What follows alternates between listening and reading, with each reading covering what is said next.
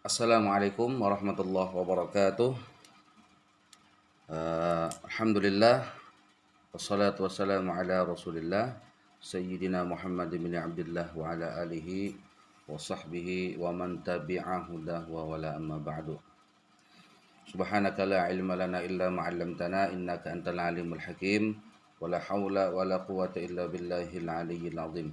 Rabbi shrah li sadri wa yassir li amri wahlul 'uqdatam min lisani yafqahu qawli.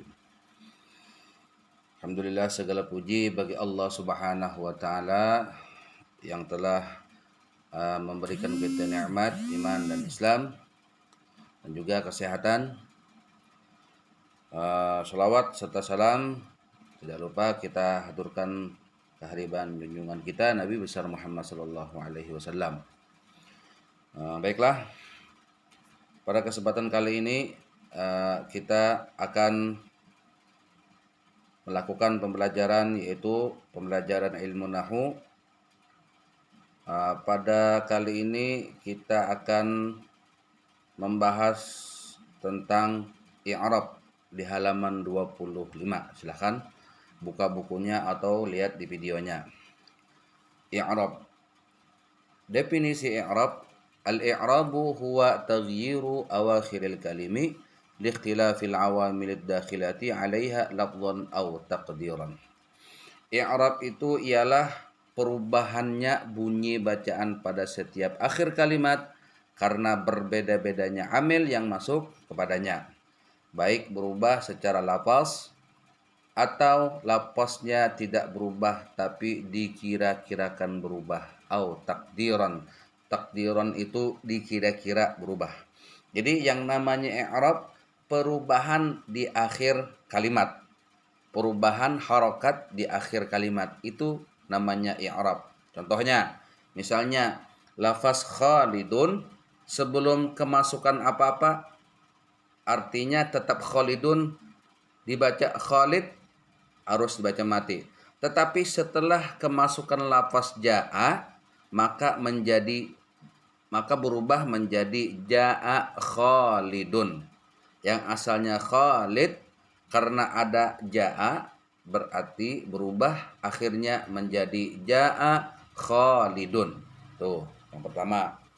Contoh yang kedua, lafaz khalid tadi itu sebelum kemasukan apa-apa dalnya harus dibaca mati. Tetapi setelah kemasukan lafaz nasartu maka menjadi nasartu khalidan.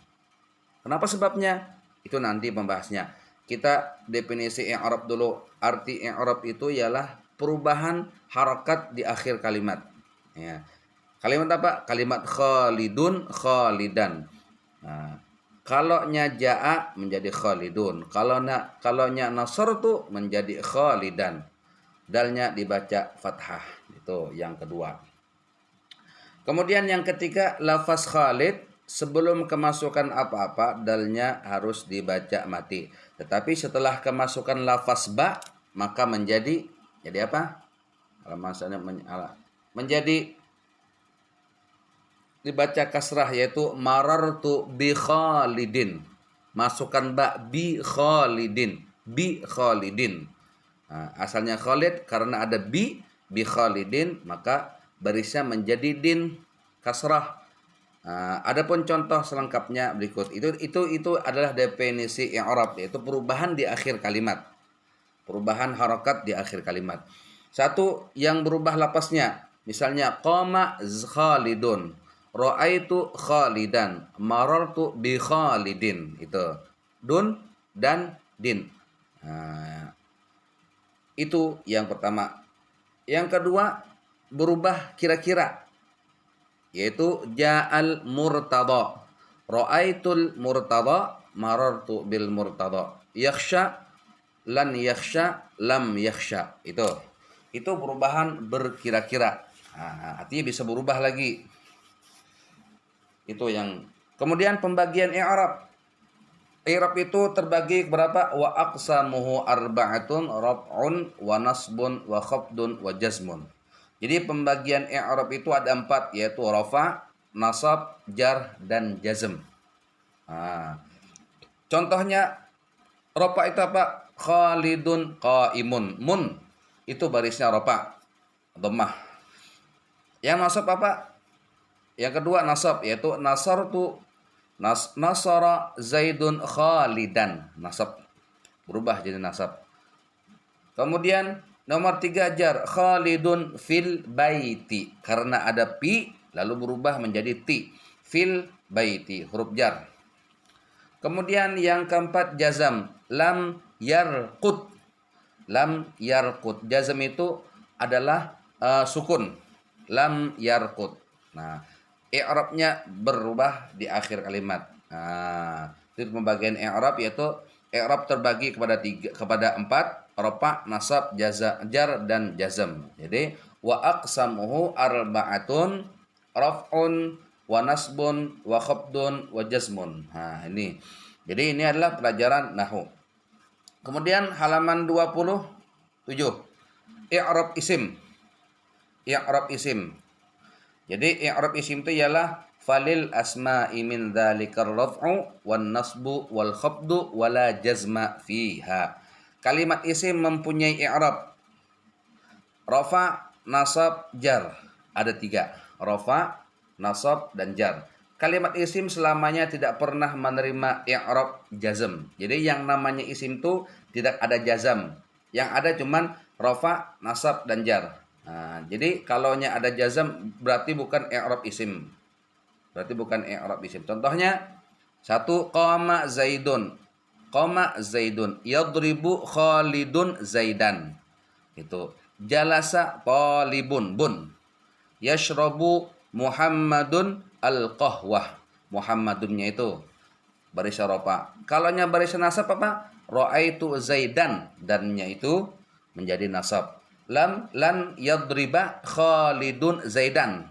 Nah, zaidannya itu nasab.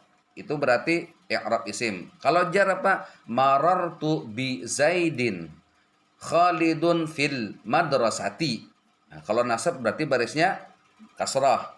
Kalau jar barisnya kasrah. Kalau nasab barisnya fathah atau fathatain. Kalau rafa barisnya dhammah atau dhammatain. Itu 3 aja. Jadi jazm itu adalah sukun. Kalaunya sukun tidak bisa i'rab isim, tidak ada namanya dan tidak ada jazm atau sukun. Jadi yang ada i'rab isim itu rafa, nasab dan jar. 3 itu aja.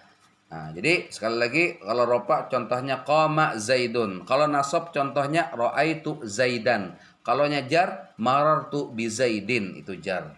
Itu. Kemudian i'rabnya fi'il. Walil af'ali min dzalikar raf'u wan nasbu wal jazmu wala khafdha fiha. Artinya apa?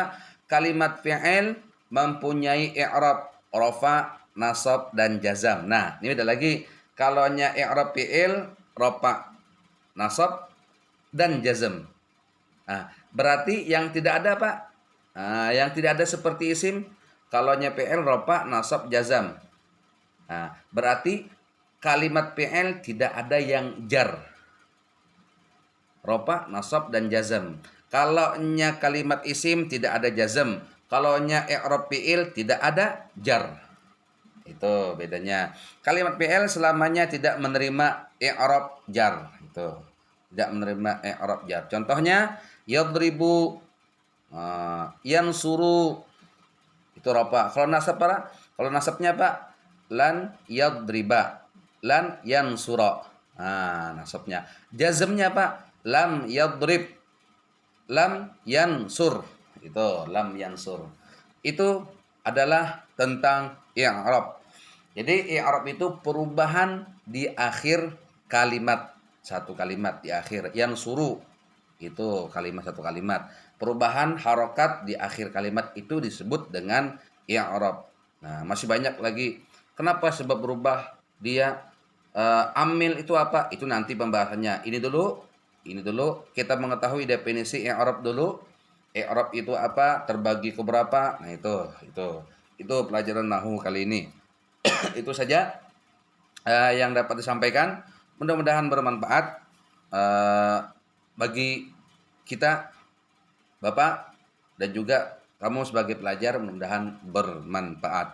Mudah-mudahan juga kita diberi pemahaman yang bagus, pemahaman sebagaimana pemahaman orang-orang soleh tentang ilmu agama. Oke, itu yang dapat Bapak sampaikan. Terakhir Bapak ucap alhamdulillahirabbil alamin. Semoga apa yang Bapak sampaikan bermanfaat, dan salah khilaf kalaunya ada penyampaian Bapak yang tidak berkenan, yang salah mohon dimaafkan. Itu saja Bapak ucapkan. Assalamualaikum warahmatullahi wabarakatuh.